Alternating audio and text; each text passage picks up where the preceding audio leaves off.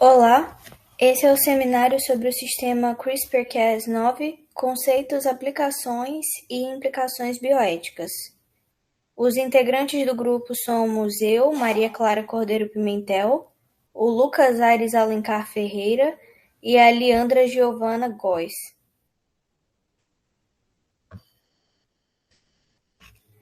Nós vamos começar trabalhando com alguns conceitos. A terapia gênica é a capacidade do melhoramento genético por meio da correção de genes alterados ou modificações sítio-específicas que tenham como alvo o tratamento terapêutico.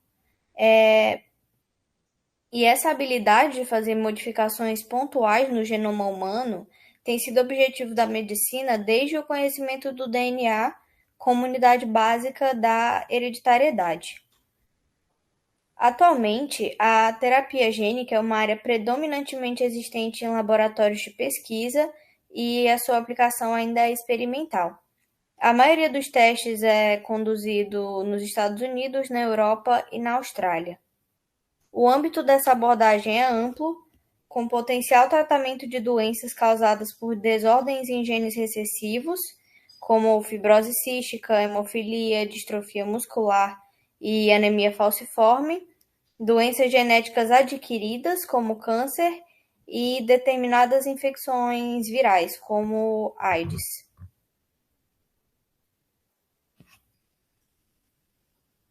O CRISPR-Cas9 foi desenvolvido a partir de mecanismos moleculares do sistema imunológico bacteriano.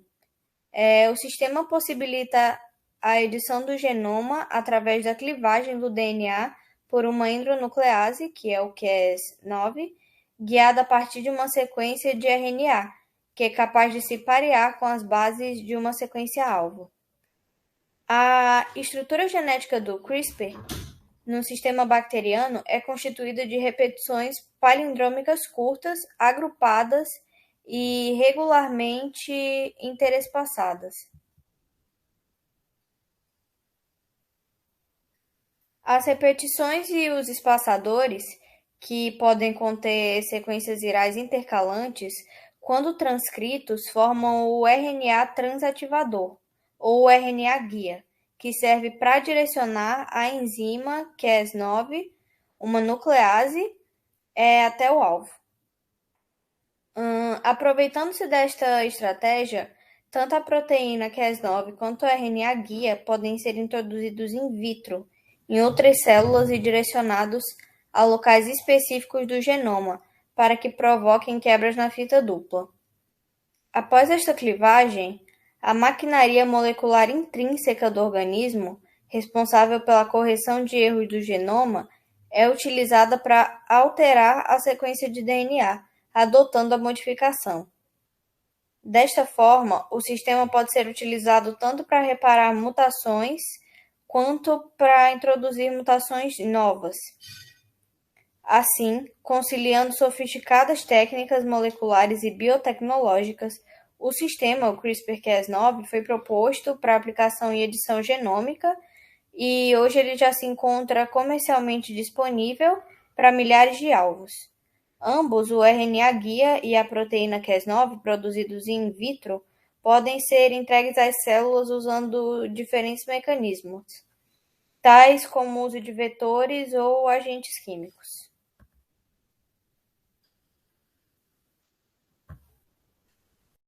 Falando sobre as aplicações do sistema CRISPR, é bom ressaltar que, por ser um sistema simples e relativamente fácil de ser usado, existem inúmeras aplicações para ele. E agora eu vou iniciar falando sobre aplicações em plantas, que teve início em 2013 em Pequim e foi feito um estudo pelo Instituto de Genética e Biologia da Academia Chinesa de Ciências com arroz. E quais são os benefícios disso? Primeiro, é possível aumentar o rendimento das plantas, ou seja, da produtividade delas, editando genes que estão relacionados com número, tamanho, peso e entre outras diversas características que envolvem o desenvolvimento de um grão ou fruto. Isso já foi usado no tomate no arroz, no trigo, no couve e no milho. Também é possível fazer com que o alimento possua melhor qualidade, seja por meio do sabor, um sabor melhor, por meio da fragrância, como foi utilizado com o arroz, por meio da durabilidade dele, como foi utilizado com o tomate, e entre outras diversas características, a diminuição do teor do amido em milho e arroz e a diminuição do teor do glúten em trigo. Além disso, é possível fazer com que plantas possuam maior resistência ao estresse biótico e abiótico, ou seja, estresse causado por seres vivos e não vivos. Por exemplo, falta de água, altas temperaturas ou baixas, resistência e resistência a doenças causadas por micro-organismos, sejam fungos ou bactérias. E dessa forma é possível fazer com que plantas que não estavam adaptadas ao ambiente sobrevivam naquele ambiente. Existem até casos de plantas que conseguem sobreviver por meio dessa tecnologia em locais onde existem metais pesados, que a princípio seriam tóxicas para essas plantas, mas que elas conseguem sobreviver. E agora falando do impacto que essa tecnologia possui nas doenças, sejam elas genéticas ou não. Por meio dela é possível levar à cura, à diminuição de riscos da doença ou de ter a doença, e também a melhoria do estado da doença. Isso pode ser usado no caso das doenças genéticas em distrofias musculares, cegueira congênita, fibrose cística, anemia falciforme e câncer. E no câncer é onde há maior avanço dessa tecnologia, porque se descobriu que com ela é possível atingir uma proteína que é responsável por preparar a célula para a divisão celular, e atingindo essa proteína, como ela prepara a célula para a divisão celular, existe uma diminuição da multiplicação de células cancerígenas. E além disso, também é possível criar um gene, e aí inserindo esse gene no organismo, o organismo ataca o tumor especificadamente. O que seria isso? É possível, por meio do gene, escolher o tipo de tumor que será atacado. Então, a depender do câncer, será um gene diferente. Claro, isso ainda não é possível ser utilizado com todos os tumores, mas com certeza com cada vez mais estudos nessa área, esse número vai ampliar. E agora falando de outras doenças, como por exemplo doenças cardiovasculares e Alzheimer, é possível reduzir o risco de ter essas doenças e também ainda há muitos estudos sobre elas. É importante ressaltar que tanto doenças cardiovasculares como Alzheimer, como câncer, a depender do câncer, possuem fatores genéticos, mas também possuem fatores ambientais. Também é possível levar à autodestruição de superbactérias. E como isso é feito? É possível modificar o gene de bacteriófagos, que são vírus que infectam bactérias, e aí alterando esse gene, quando esse vírus infectar a bactéria, isso leva a bactéria à autodestruição. Isso pode ser usado para superbactérias, que são bactérias resistentes a antibióticos. Também é possível uma redução na fertilidade de mosquitos transmissores de doenças, como malária, como febre amarela, dengue, zika e entre diversas outras, por meio da alteração do gene responsável pela fertilidade nos mosquitos. E aí, alterando esse gene, é possível limitar a população de mosquitos e, consequentemente, diminuir o caso do número de doenças. E também é possível fazer a excisão do genoma do HIV. Quando o HIV infecta a célula, parte do DNA dele se insere ao genoma da célula do sistema imune. E é por isso que esse vírus ele fica de certa forma inativo e fora do radar do corpo e ele não consegue ser eliminado. E aí, por meio da excisão do genoma do HIV do genoma das células, ou seja, tirar esse genoma do HIV do genoma das células, é possível levar a cura, retirada desse vírus e também impedir que haja reinfecção. E agora falando de outras aplicações, com essa tecnologia existe um avanço na biologia sintética, porque é possível criar DNA. Esse DNA, esses genes, podem ser inseridos em uma bactéria, por exemplo, e aí a partir disso essa bactéria vai produzir proteínas específicas que podem ser usadas para produção de medicamentos.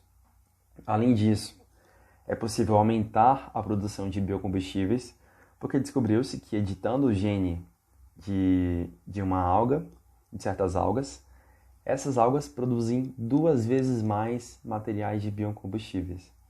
E também, muito interessante, houve a criação do primeiro filme codificado em DNA, que é um GIF, e aí foi possível transformar a informação em nucleotídeos.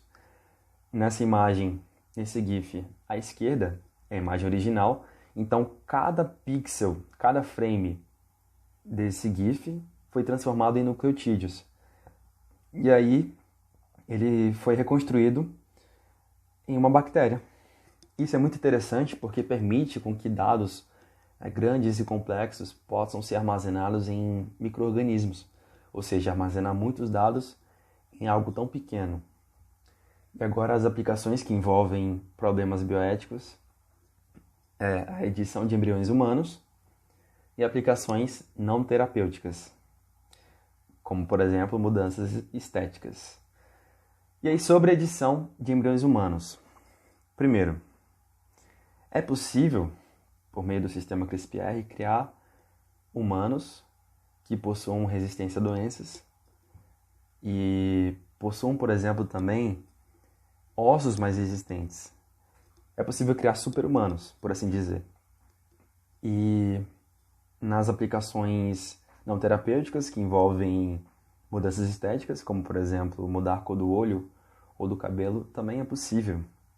Só que esses são casos que geram diversas discussões no campo da bioética e há muitas opiniões sobre isso. E no filme Gattaca, algo muito interessante porque fala justamente da edição de embriões. É possível com que pais nesse filme escolham como o filho deles sejam.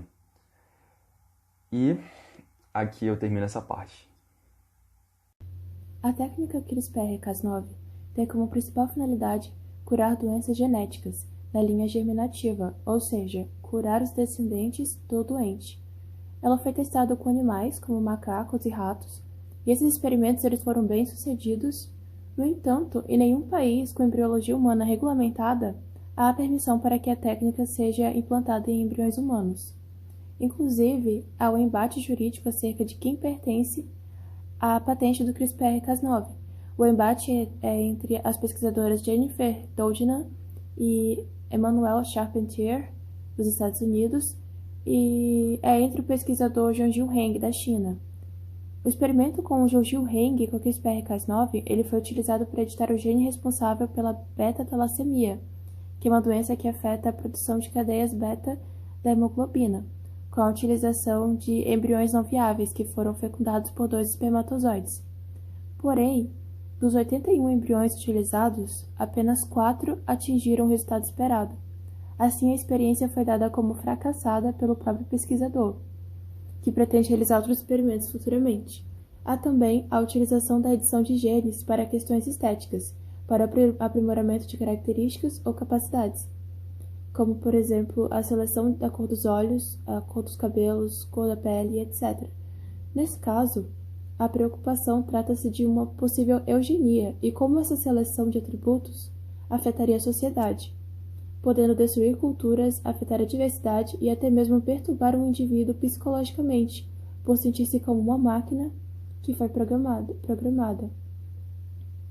É previsto que a seleção de genes contribuiria para uma sociedade com maior injustiça social, pois apenas as pessoas com boas condições econômicas conseguiriam gerar linhagens livres de doenças genéticas, enquanto a população mais pobre não teria essa possibilidade.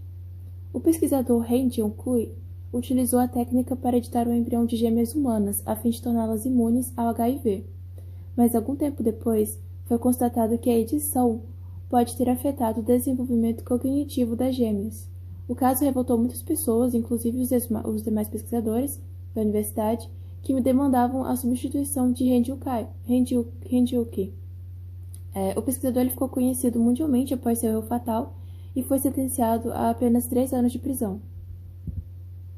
A posição da Organização das Nações Unidas para a Educação a posição da Organização das Nações Unidas para a Educação, Ciência e Cultura, que é a UNESCO, é que a técnica seja utilizada somente com finalidades terapêuticas, diagnósticas, preventivas e não para tratamentos que gerem indivíduos geneticamente modificados. As reuniões de Alcimar, na Califórnia, por volta de 1975, tratavam de diretrizes acerca dos experimentos com DNA recombinante. As diretrizes foram essenciais para que as leis de biossegurança foram formuladas. E essas leis de biossegurança, além de tratar de pesquisas com células-tronco, embrionárias e liberação de organismos geneticamente modificados, elas também criam restrições a manipulações genéticas. E as medidas de biossegurança a nível mundial costumam se preocupar com a identificação de riscos de atividades que envolvem manuseio de material biológico, caracterizar riscos e seus efeitos possíveis, analisar níveis de exposição aceitáveis a materiais perigosos e também avaliar a probabilidade de efeitos negativos em caso de danos, e, quando houver danos, propor medidas de contenção e reparação. No Brasil, a Lei 11.105, sancionada pelo Presidente da República em 2005, tem como objetivo proteger a saúde humana, animal e vegetal, permitindo a utilização de embriões excedentes da técnica de fertilização in vitro para serem usados em pesquisas e terapias. Por se tratar de um assunto polêmico, essa questão ainda divide opiniões. No entanto, segundo a Lei de Biossegurança no Brasil, não está permitida a alteração genética. As terapias que são faladas na Lei de Biossegurança são feitas apenas em células-tronco e engenharia genética está proibida e é tipificada como crime e punida com detenção de 1 a 4 anos, com multa, sendo também proibida a alteração gênica em células germinativas humanas com a mesma punição. Quanto às considerações finais, a edição do genoma é uma ferramenta poderosa capaz de alterar precisamente o material genético e também é capaz de vários avanços científicos, que contribuem para a possível aprimoração da saúde humana, provocando um aumento de pesquisas biomédicas que tratam de prevenção e tratamento de doenças. Apesar das técnicas de CRISPR-Cas9 parecerem muito promissoras para a correção de genes antes que eles sejam transmitidos ao restante da prole, há questões bioéticas a serem tratadas. Entre elas, há a questão do que fazer quando a edição não for bem sucedida, ou até mesmo a pesquisa de Rasmussen nos Estados Unidos, que também modificou o DNA de bebês para reduzir o risco de contraírem HIV. Mas, após a pesquisa, um estudo apontou que a longevidade dos bebês pode ter sido reduzida, com risco 21% maior de morrer antes dos 76 anos de idade, em comparação àqueles que não possuem um traço. Uma das grandes preocupações, como publicada pela revista The Lancet, é que, diferentemente da maioria das pesquisas biomédicas, que envolvem somente células somáticas, afetando um só indivíduo, as pesquisas com células germinativas podem prejudicar, além do indivíduo, também seus descendentes. No entanto, se bem sucedida, isso significaria a erradicação de condições ou doenças hereditárias. Então as consequências se encontram em dois extremos, pois mexer com células germinativas pode tanto causar malefícios como benefícios à saúde humana. É importante salientar que nem sempre a técnica vai produzir alterações genéticas hereditárias. E antes da CRISPR, a terapia somática era realizada por um vetor, retrovírus ou adenovírus, que inseria o novo material gênico nas células doentes. Alguns vírus eles não destroem as células ao se propagarem e desse modo modificam as estruturas das células. Com a CRISPR, há uma sequência de DNA que pode ser repetida diversas vezes, com sequências únicas entre as repetições, permitindo cortar o DNA em lugares específicos, fazendo com que essa técnica seja muito mais precisa que a anterior. De maneira geral, a técnica, por mais promissora e empolgante que seja, requer muito cuidado e responsabilidade, devido à sua imprevisibilidade quanto às suas consequências. Por esse motivo, suas aplicações precisam ser mais estudadas e, com o tempo, poderá revolucionar o tratamento de diversas doenças gravíssimas que até o momento são incuráveis.